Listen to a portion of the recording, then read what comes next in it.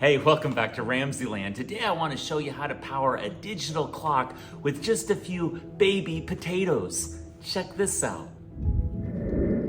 Okay, so in this investigation, we're using some wires, some that have alligator clamps on them. We're using 4 baby potatoes, zinc, copper, and a couple of small digital clocks, and this little LED light.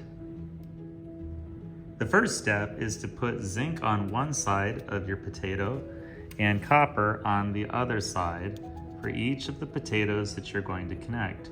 So it looks like this. The next step is to connect one zinc side of a potato to the copper side of your second potato. Next, connect a wire to the outside piece of zinc with an alligator clamp and another wire to the outside piece of copper, and this is what's going to lead to your digital clock. Okay, I've connected one side. Look what happens when I connect the other side to my clock. Suddenly, it turns on. Isn't that amazing? The clock is powered just by 2 potatoes.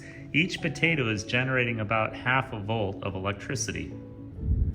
Okay, let's talk about how this is possible. How can 2 little potatoes power a digital clock? Well, what's happening here is a redox reaction. The side of the potato that has zinc has an oxidation state of +2, so it can give up electrons. It has a negative charge, it's acting like the anode. And the copper over here, it's being reduced as it gains those electrons. So how does the electrons travel through the potato to power this clock?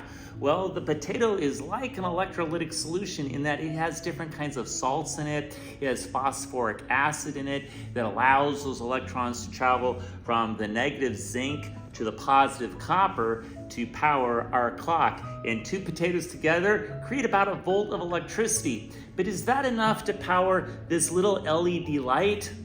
I don't think so. I think we need to add some potatoes. Let's check it out. Okay, so to power our little LED light, I'm going to add 2 more potatoes.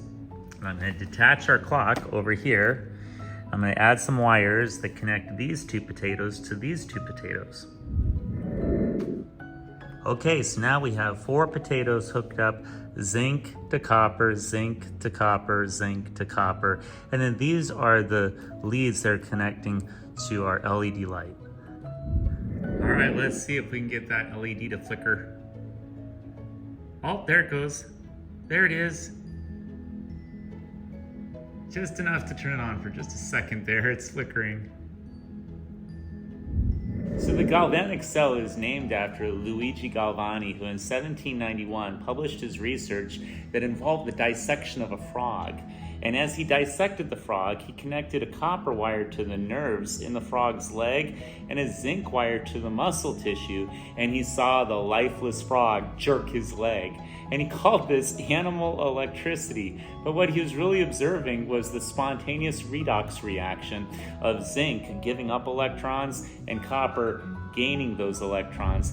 Now, it was Luigi Galvani's friend, Alessandro Volta, in 1791, who told Galvani, I don't think that you need animal tissue. You don't need frog legs to achieve an electrical current. You don't need this animal electricity. All you need is different kinds of metal. And so it was Volta who used discs that were made of zinc and then silver, or he also used copper and pewter, and he would soak a cloth in salt water and put that in between the discs, and this became known as his voltaic pile, to achieve an electrical current through those alternating discs of metal. Now, very quickly after he published his results, other scientists used the voltaic pile to run electricity through water to decompose it into hydrogen and oxygen, and it was William Nicholson who discovered electrolysis. I hope you enjoyed today's edition of RamZland, and I'll see you next time. If you enjoyed this presentation, be sure to remember to like and subscribe.